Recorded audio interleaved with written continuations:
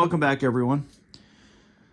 So, without really diving into are Chinese engines good or bad debate, I'll just tell you what happened to this one here. This is a Titan 8500M gasoline generator, weighs 250 pounds, puts out a maximum of 8,500 watts. That, of course, is peak. That is not continuous. So don't try to load it up that much. But it was given to me by a good friend who just didn't want to put any money into it. He bought it. He used it once. It sat in his garage with about 2 inches of fuel in the bottom of the tank for God knows how long. And it won't stay running. It'll start. It'll run smooth as glass. No popping, no sputtering, nothing. No surging. It runs. One of the best running engines I've ever seen. And then it just dies. So the engine that was used in this particular generator is an LCT, liquid combustion technology. And I believe it's the same supplier that manufactures the Harbor Freight Predator engines. And I come from a background of motor scooters. I used to be heavily into the motor scooter hobby, and I have owned 3 of them, 3 or 4 of them. And I've even owned a Chinese one.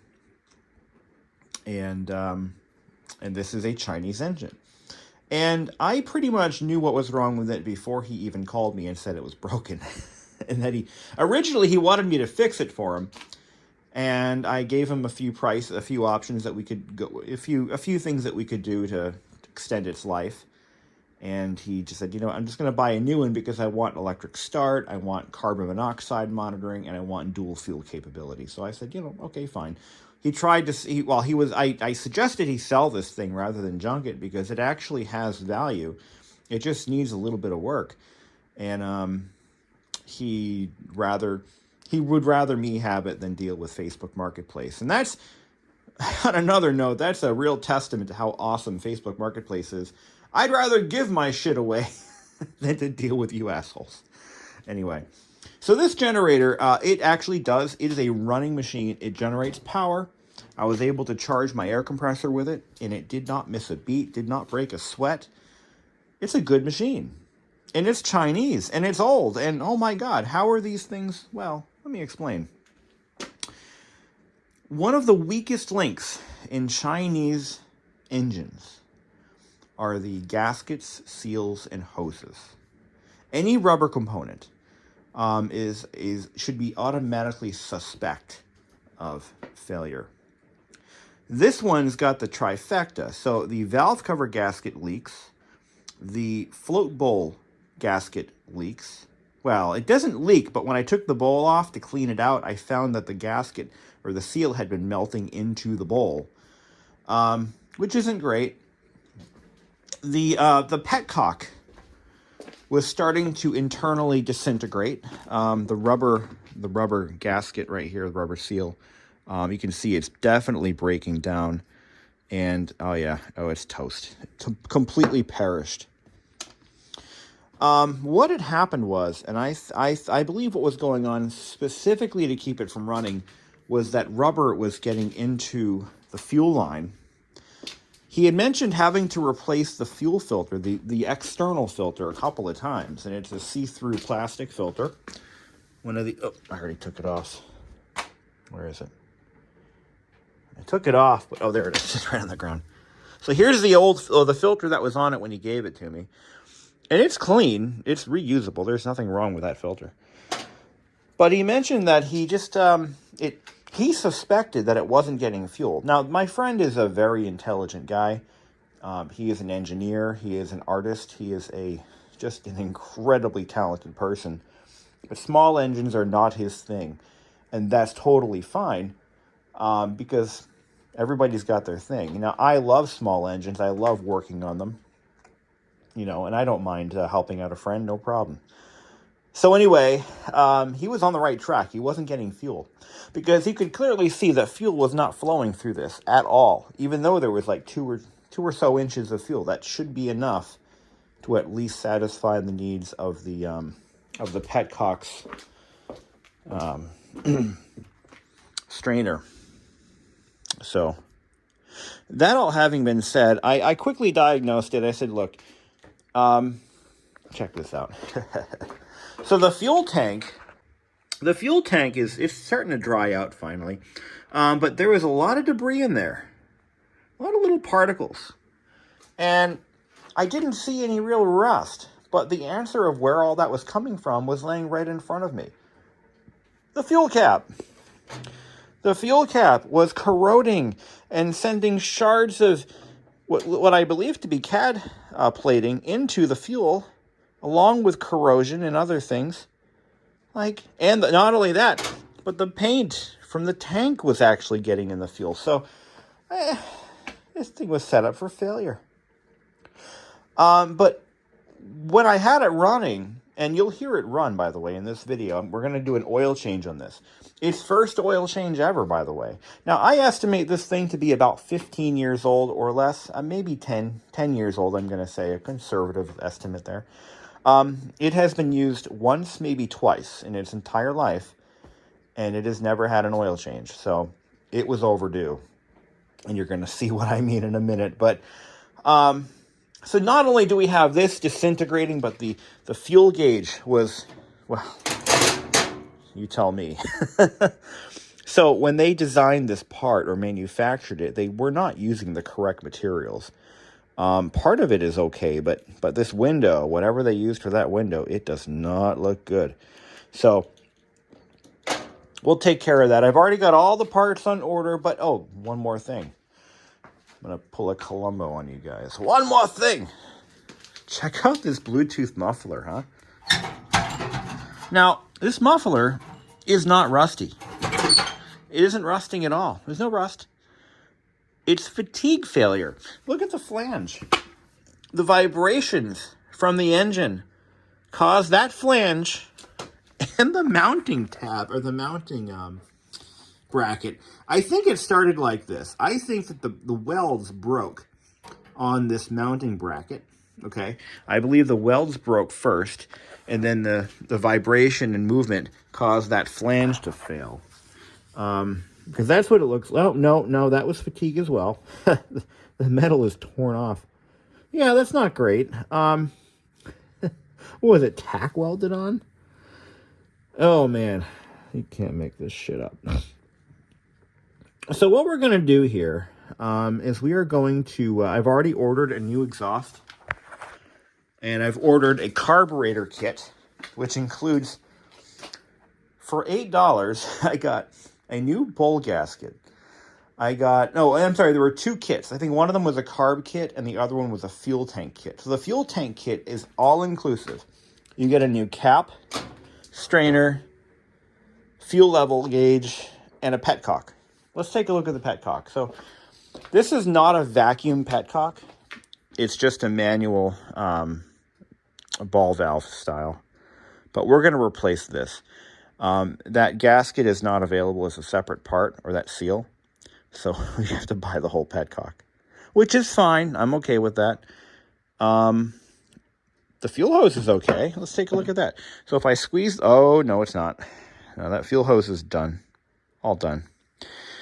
We'll have to get some 11 1/4. Oh. Barrier GC05. 121305.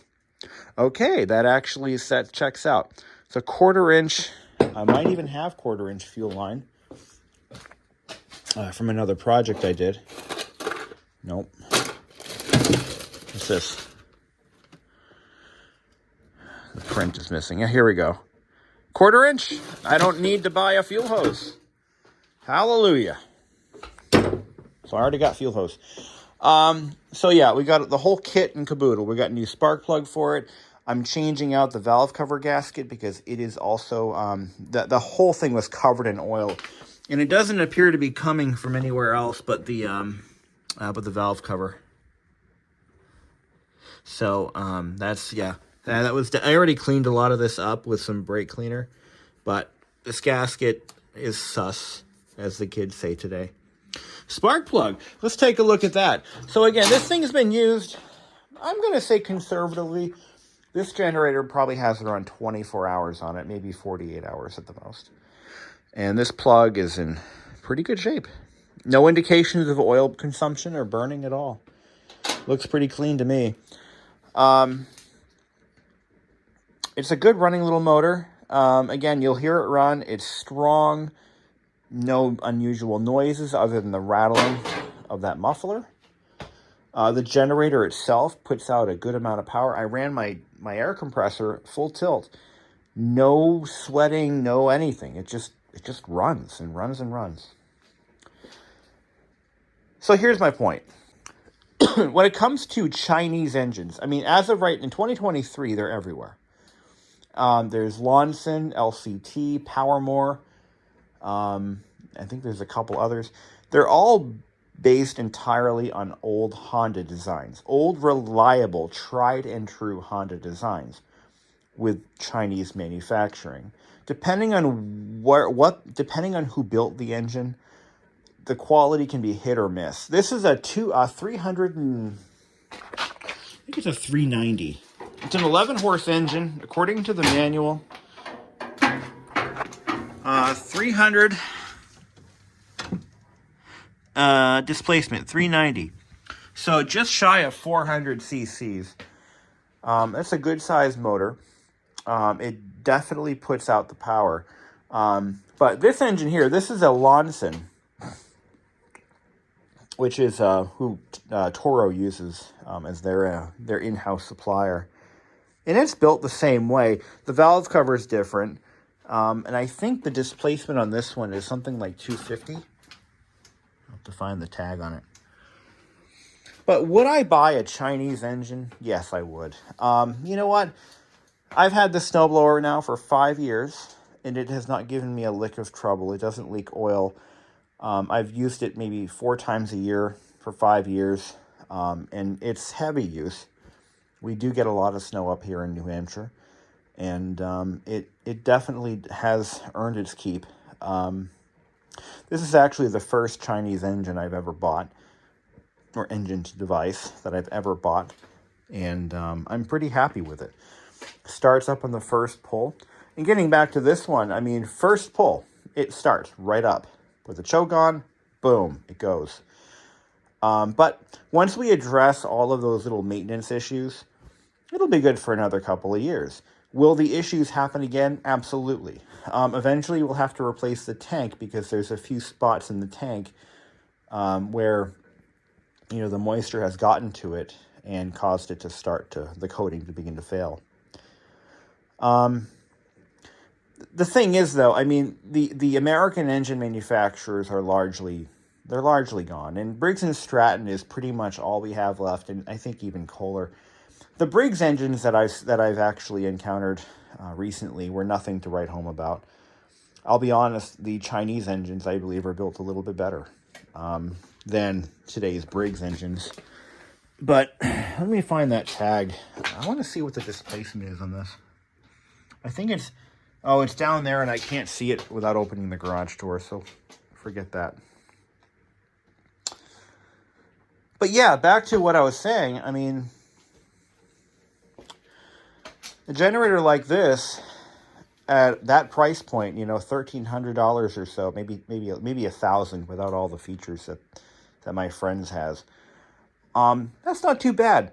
But one of the things that you've got to know is if you're a homeowner and you're only going to use it once or twice every couple of years, usually for short spurts at that, you have to maintain them.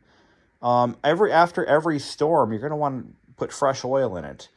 You know, I believe the oil change intervals on these is like maybe every 2 or 3 days of use. I don't know. I'll have to check that out. I don't really know exactly, so don't quote me on any of that. But you've got to take care of them. Drain the fuel out. Don't leave fuel in it. I think if he had drained the fuel out of this thing, after the last usage, it wouldn't have had these issues. Which brings me to my next point. So $1,300 will buy you a dual fuel generator. So if you're looking to buy a generator for the home, and you don't anticipate that it'll be used frequently, the LPG models might be the way to go. That's what he bought. And because he's a complete novice to small engines, he asked me, I mean, what should I do? Should I put gas in it? I said, no, don't put fuel in it at all. Get a propane cylinder. Now this is where I'm not really sure on because I've never owned one, but I don't know if they require gaseous delivery or liquid delivery. So depending on which it is, it will alter the type of tank that you need to buy, because propane tanks can either deliver a gas or a liquid. So depending on which one you need, that's what you've got to buy. I think it's a gas delivery, like as in a gaseous state. But anyway, a propane generator is the way to go, because you don't have to worry about the fuel going stale or leaking out of it, or going bad. You see, here's the thing: because the seals on these Chinese engines are usually the weak point, I would not want this to have a full tank of gas sitting in my garage for any length of time. I plan on running it, get it going again, and I'm going to drain all the gas right out of it, and I'm going to park it in the basement where it's climate controlled, and it will never suffer the consequences of moisture or anything, because I have dehumidifiers down there and everything. So it'll keep it preserved, and then when I do need to use it, I can wheel it out that back door, fire it up, run some extension cords into the house, and I've got power. But like I said, I mean, if you have a choice, buy the dual fuel model and just skip the gas altogether and just run it on LPG. There is a kit you can buy for these that, because again, the one that my friend bought is the same block, same engine, same generator, just with different stickers on it. 15 years later, or 18 years later, Jesus, 2006 was a long time ago. So exact same machine. I believe even the frame is the same. But anyway, so because they're all the same machine, the parts are ridiculously cheap and they're plentiful. So all the parts I needed to get this thing back to factory condition again set me back around $150. That's everything. That's the muffler. That's the entire fuel system, fuel tank kit. That's the carburetor kit. That's the spark plug. That's the oil it took to refill the crankcase. That's not bad. I'd say that's a pretty good deal. And if I get 2 storms out of it, it's $150 for a free generator. I wouldn't pay a lot for this. The most I would ever pay for something like this is maybe $20 to $50. I mean, just because if I were buying it on Facebook Marketplace, that's pretty much. But the person that I got it from, as a double bonus, I've known the guy for 10 years or longer, and I trust what he tells me. If he says it was used once, it was used once. I believe him. So I have no problem putting a little money into it. The nice thing I like about this generator is it does have pneumatic tires. They are dry rotted. You would expect that after this many years. But it looks like those are just standard utility wheels. I could probably get another set of those at like Tractor Supply. Just buy the wheels and just throw them on. I don't even think these tires are ever meant to be replaced. Oh, wait a minute. That axle, it's got one of those little on both ends. Okay, so that's going to be a little difficult. It is a split rim. Oh, it's a split rim. Okay. All right. So I just have to drain the air, take the air out of it, unbolt the rim, and just pop in a new tire. And I'm off and running. But the tires do have some really nasty cracks in them, so I can't really put much air in those. But having pneumatic tires makes it a lot easier to kind of roll it around. So let's go ahead and do the oil change. I have some footage of that. We'll hear the engine run. I had it running for a good while, just on what was in the hose. So on another note, when I took the filter out after running it, I could hear suction.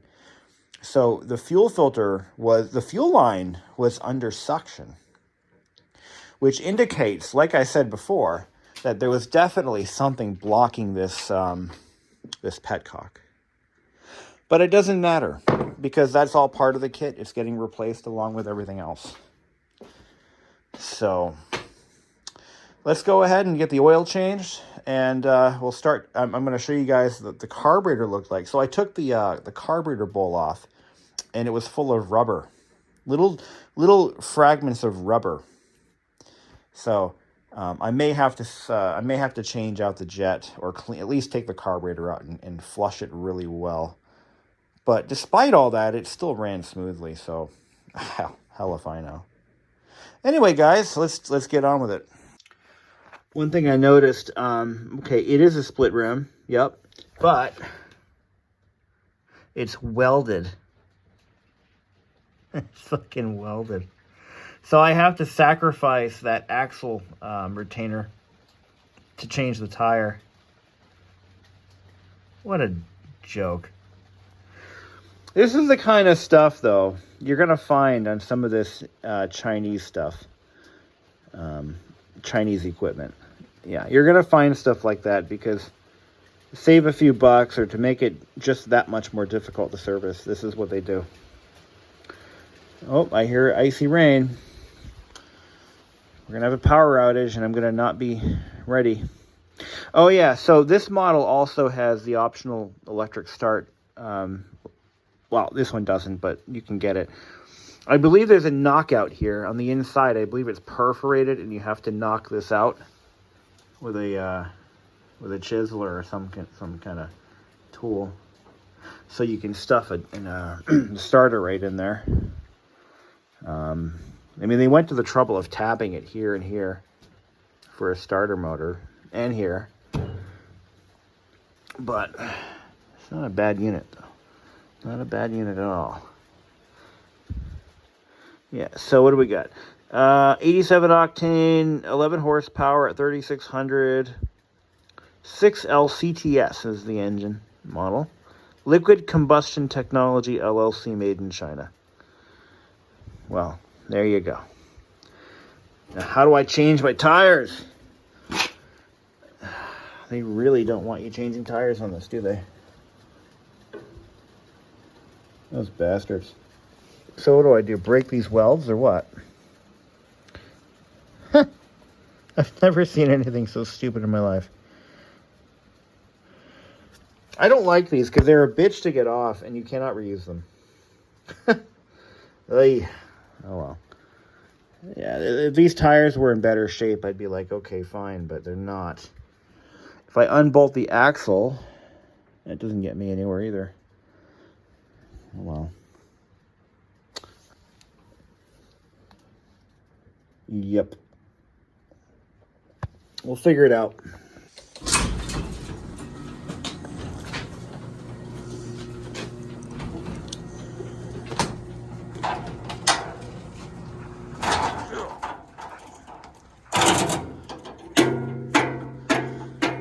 So it'll run, but it won't run for long. Let's see. Let's see what we got here. Choke. Oh, there's the choke on. LCT. It's an LCT. Is that Longqing? I forget who LCT is. All right, here we go. All right. Here we go.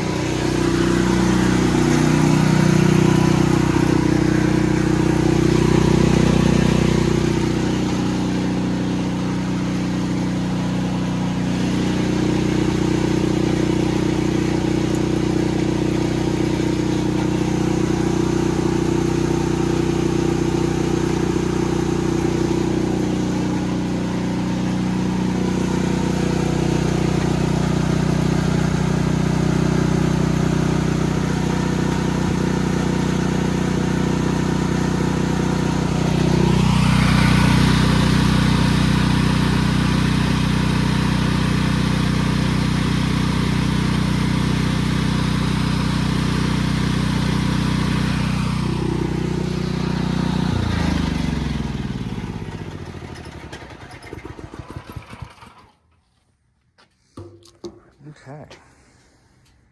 So this generator, like I said, it's about from 2006 or 7 or so. And he was having some trouble with this thing. It wouldn't stay running.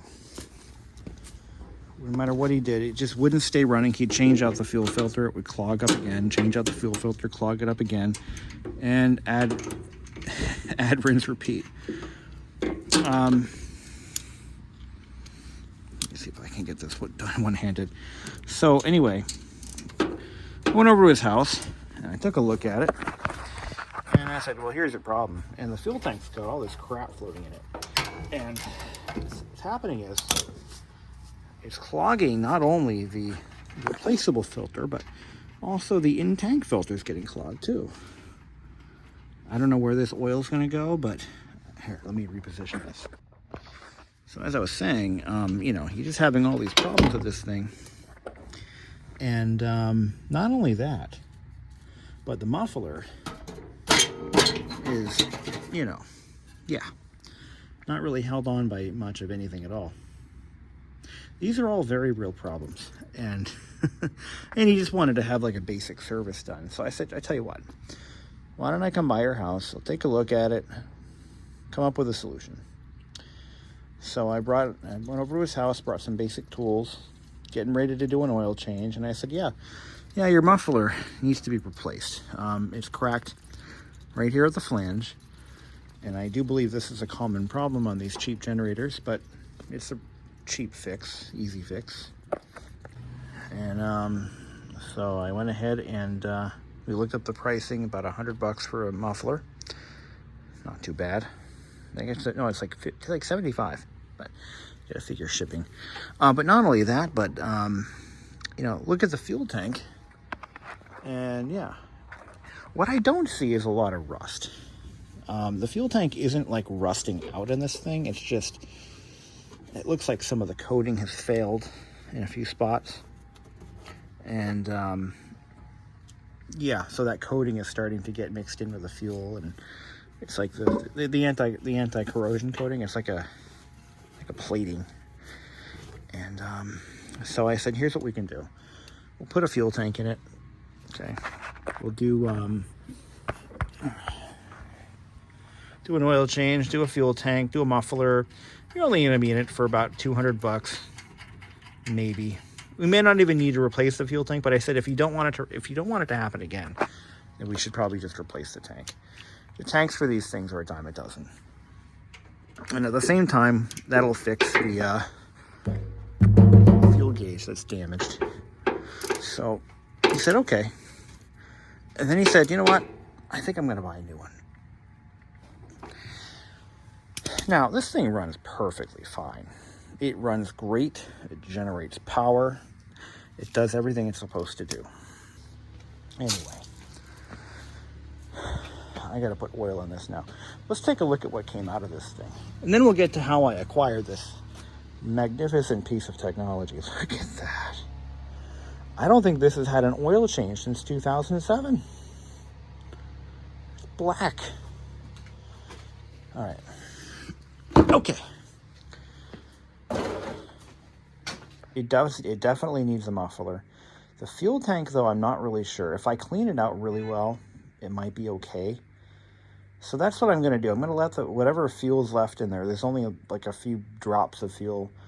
I'll just let that drain out or evaporate off, and blow it out with the air compressor to get the debris out of it. Let's take a look at the in-tank filter. To get that out, I just have to unscrew this. The universal monkey wrench. I don't really use these very much. But short story long, it's now my problem. And I just have to figure out what the best course of action is in terms of repairing this thing. Do we just clean the tank? Or do we, go hog wild and put in a whole new fuel tank? I think my gut reaction says I don't want to put any money into this if I don't have to. So I think what I'm going to do is just order a new muffler for it, and we'll just do that. So this petcock, yeah. So I took the petcock off, and it's got some sludge in there. But what I didn't expect was when I disconnected the filter, the whole line was under vacuum. I heard a, you know, like the air being sucked into it. Like, what? What in the hell? I've never had that happen before. That's really bizarre. We're gonna have to flow check this this petcock. So this is it's not a vacuum petcock. It's just a regular roll. A bird literally just buzzed my ear. So let's take a look at this. So it's on. It's in the on position. I'm gonna put air through it. Oh, that's strange.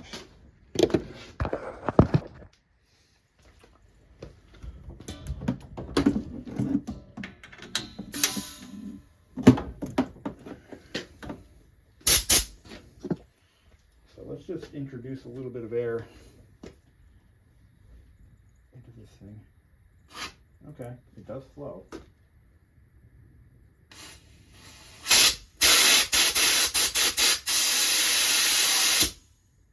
Okay. It's not, you know, it's not clogged. Okay. So the bowl's got a little bit of sludge in there. This black stuff, I don't even know what that is.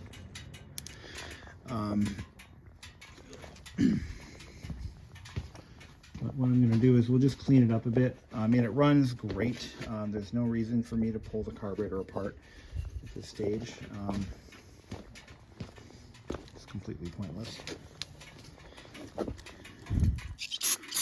There's a little bit, what looks like algae in there. I'm going to clean that shit off. I'm not going to even drop the bowl. I'm not going to clean the jets. I don't need to. Why do more? Why pay more? Why pay more? You know what I mean? You gotta watch out. This paint is not solvent resistant, so it will get soft when it's wet with solvent. So clean all this shit up. Don't knock that pin out. I'll be rebuilding a carburetor today. There we go. I'm not really impressed with how that bowl fits in the carburetor. It's not straight. Like it has to be pressed in. And the seal is up inside there. It's not terrific. It's not even awesome. Let's try that again. Ooh, ooh, ooh, ooh. I really wanna know. Tell me, who the fuck are you?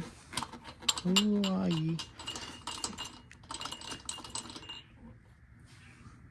Oh, look at that. Huh. I'm glad I did that. So yeah, the seal fell apart. That's why it wasn't going. Okay, so we do need a new carburetor seal. Bowl seal. Well, see if I can afford to do that. Oh my. Yeah, so the seal actually fell apart in there. That's why that happened. All right, so I'll just add that to my list. And it shouldn't be too hard to deal with. Oh, you know what? I bet you that's what was in the bowl. All that black stuff was rubber. Why wouldn't this screw go on? Yeah, so that's a thing that happens. What the hell? What am I doing? I just want to put the screw back in. There we go. Okay, so that's good enough. What I'm going to do is we're going to just order a new one of those. So the parts list gets bigger. Longer uncut. All right. And we'll let that fuel vapor kind of evaporize. The fuels are getting to me.